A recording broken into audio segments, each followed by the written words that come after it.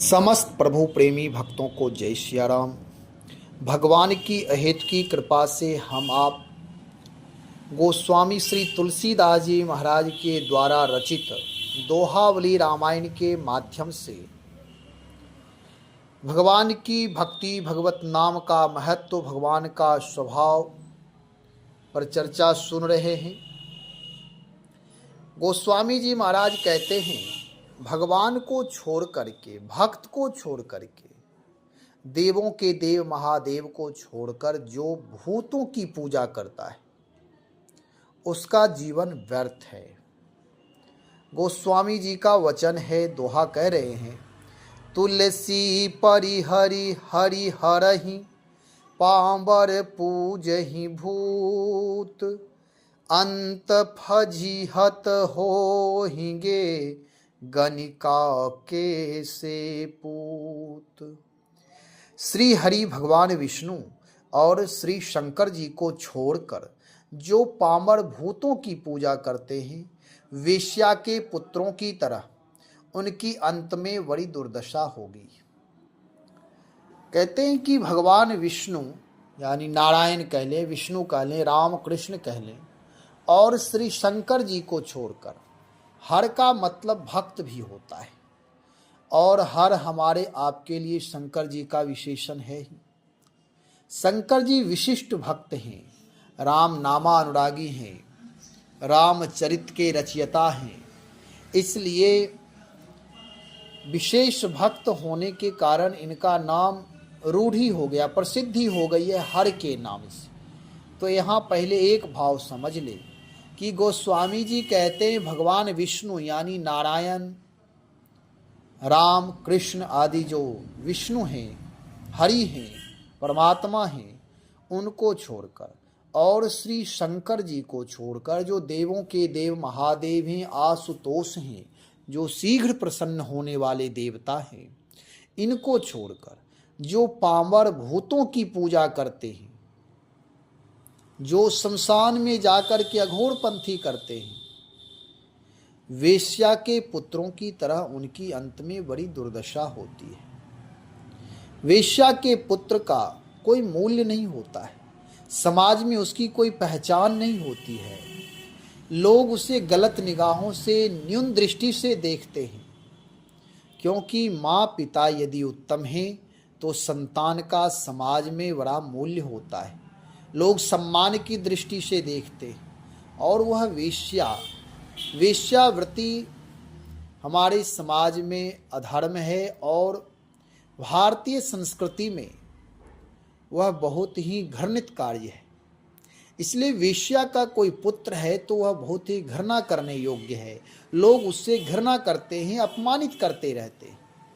ऐसे ही जो भूतों की पूजा करता है, परमात्मा को छोड़कर, हरि और हर को छोड़कर भूतों की पूजा में लगा है, उसकी अंत में बड़ी फजियत होती है, बड़ी दुर्दशा होती है।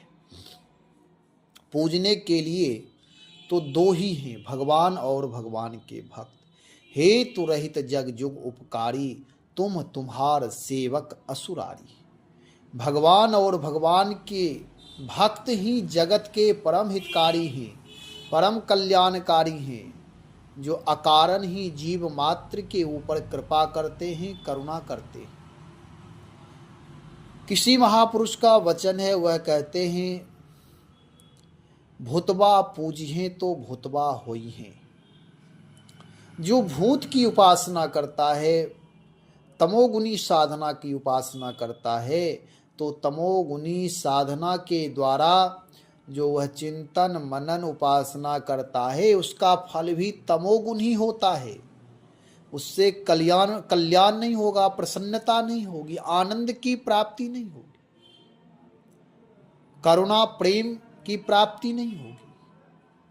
वह तो भटकते भटकते ही मरेगा, यानी उसका मनुष्य जीवन ही व्यर्थ हो जाएगा। और गीता जी में भी भगवान कहते हैं, जो देवताओं की उपासना करते हैं उनका अलग फल है, जो भूतों की उपासना करते हैं वह तमोगुनी आत्मा है। इसलिए भूतों की पूजा नहीं करनी चाहिए, आज हमारी हिंदू संस्कृति में भी लोग भूतों की पूजा कर रहे, पीरों की पूजा कर रहे, मजार पर जा रहे। दुर्भाग्य है, जहाँ इतने देवी देवता हैं, 33 कोटि देवी देवता हैं, अनंत देवी देवता हैं, 33 कोटि नाम 33 प्रकार हैं, उनकी श्रेणी है। और इतने देवी देवता होते हुए जो ईश्वर को सर्वव्यापक रूप में जाना है,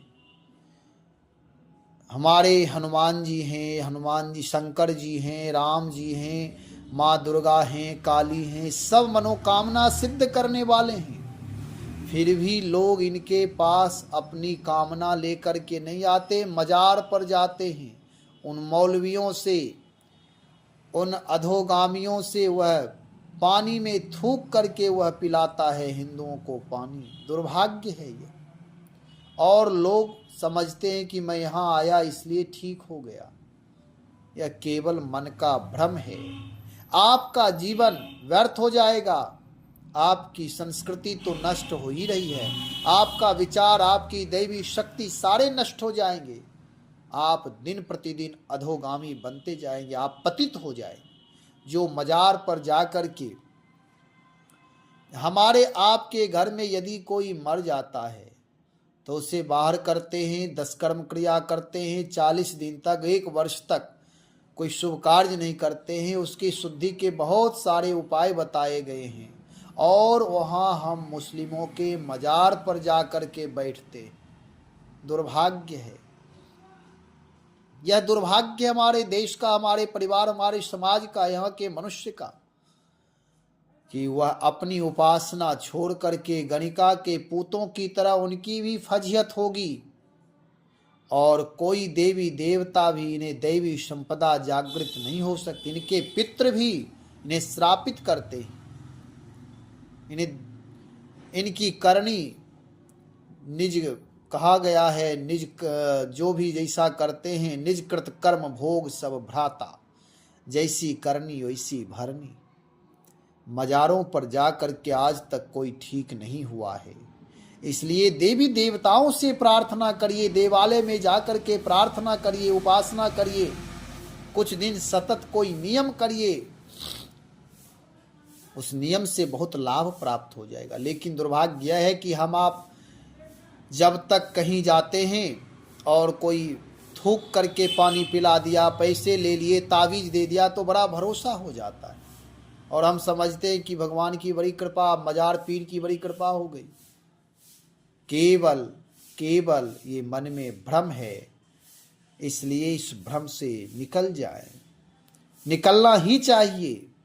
जब तक निकलेंगे नहीं तब तक जीवन अधोगामी हो जाएगा। गणिका के से पूत की तरह जीवन व्यर्थ हो जाएगा। इसलिए भगवान की उपासना करें, परमात्मा की उपासना करें, परमात्मा की पूजा करें, उनसे जुड़े, किसी विद्वानों से अनुष्ठान पूछें। सारी समस्याओं का समाधान हमारी संस्कृति में है, हमारी पूजा उपासना में है, हमारी साधना में है। इसलिए भूतों की पूजा ना करें, मजारों पर जाना छोड़ दें, उससे कोई लाभ नहीं होगा। परमात्मा की उपासना करें, जिनका विशेषण करुणा बरनालय है, जो जीव मात्र के ऊपर करुणा करते हैं, प्रेम करते हैं, जो हमेशा द्रवीभूत रहते हैं। ऐसे परमात्मा को छोड़कर हम मजारों पर जा रहे हैं, पीरों पर भरोसा कर रहे हैं। अपने जीवन को उत्कृष्ट बनाइए, भगवान शिव की उपासना करिए। कोई खर्च नहीं है, सहज में ही लाभ प्राप्त हो जाएगा। यदि कोई आपको झाड़ फूक के नाम पर ठग रहा है तो उनसे भी सावधान रहिए, स्वयं भगवान से प्रार्थना करिए। लेकिन दुर्भाग्य यह है कि हम आप मंदिर जाते हैं, आज गए नहीं कि चाहते तुरंत लाभ हो जाए, और लाभ भी होता है, तुरंत लाभ प्राप्त होता है। लेकिन भावना पर यदि आपकी भाव एक निष्ठ है, परमात्मा के प्रति पूर्ण शरणागति है, यदि यथार्थ में आप प्रार्थना भावपूर्वक कर रहे हैं, तो भगवान की कृपा अवश्य होगी। नहीं तो कोई, जैसे कोई बीमार व्यक्ति है, उसके लिए नित्य नियम से प्रार्थना करें, कोई अनुष्ठान करें। जैसे शंकर जी हैं, उनकी उपासना आप उनके मंदिर में जाकर नित्य किसी व्यक्ति के निमित्त कोई रोगी यदि है तो उस व्यक्ति के निमित्त शंकर जी से प्रार्थना करें और जलाभिषेक करें, बेलपत्र अर्पण करें, हाथ जोड़े प्रार्थना करें, परिक्रमा करें, हे प्रभु वह व्यक्ति स्वस्थ हो जाए, तो लाभ प्राप्त होगा, स्वस्थ हो जाएगा।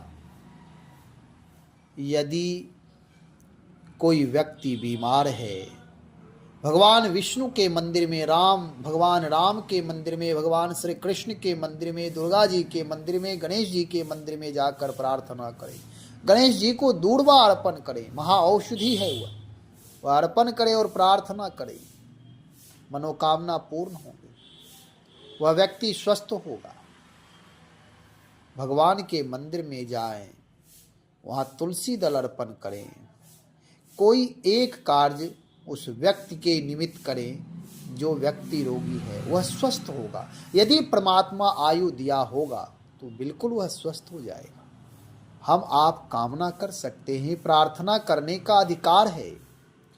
इसलिए यहाँ कह रहे तुलसी परिहरि हरि हरहि पामर पूजहि भूत। जो भूत पूजते हैं वह पामर है, नीच है, अधोगामी है। उसका जीवन चरित्र, जीवन व्यवस्था अधोगामी है, उसका कहीं ठौर नहीं होगा, वह सतत भटकता ही रहेगा और उसके घर में विपत्ति, नाना प्रकार की व्याधियां आएंगी, क्योंकि नेगेटिव एनर्जी उसके साथ आएगी।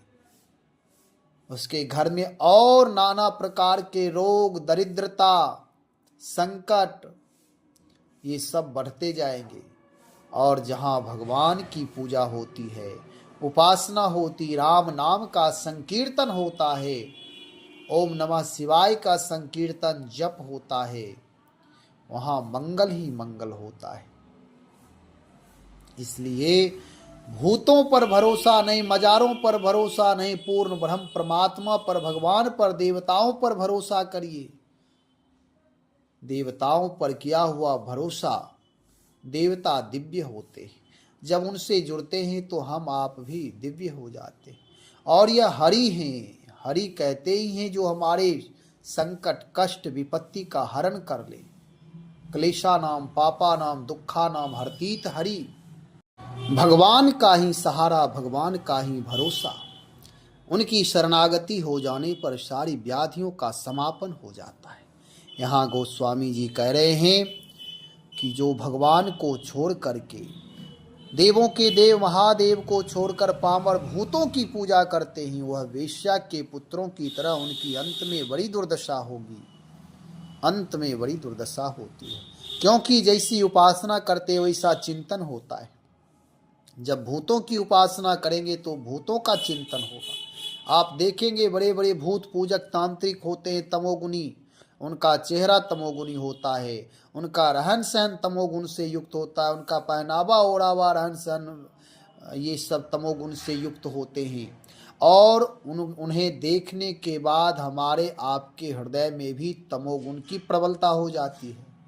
इसलिए तमोगुण से हमेशा बचना है, भूतों से बचना है, जादू टोने से बचना है, परमात्मा को समर्पण हो जाए, परमात्मा की उपासना करें, मंगल ही मंगल होगा, आनंद ही आनंद। इसलिए गोस्वामी श्री तुलसीदास जी महाराज कहते हैं कि हरि और हर ही पूजने लायक हैं, इनकी उपासना करो, इनसे प्रार्थना करिए, अन्य लोगों से, अन्य जीवों से नहीं, अन्य भूतों से नहीं, पीर मजारों पर ना जाए, साईं के यहाँ ना जाए, कोई मंगल नहीं कर सकता। ये सब अमंगल के प्रतीक हैं, मंगल के स्वरूप तो परमात्मा है, देवों के देव महादेव हैं, जिनके दर्शन मंगलीय हैं, मांगलिक हैं, पूजन मांगलिक हैं, अभिषेक करना मांगलिक है, परिक्रमा करना मांगलिक ही मांगलिक है, यह सारे कार्य मांगलिक है, मंगल प्रदान करने वाले। इसलिए इधर उधर ना भटक करके गोस्वामी जी कहते अपनी फजीहत, अपनी दुर्दशा ना कराएं, भगवान की उपासना करें, भगवान नाम का जप सतत करें, अधिक से अधिक करें। भगवान नाम तो मंगल भवन है।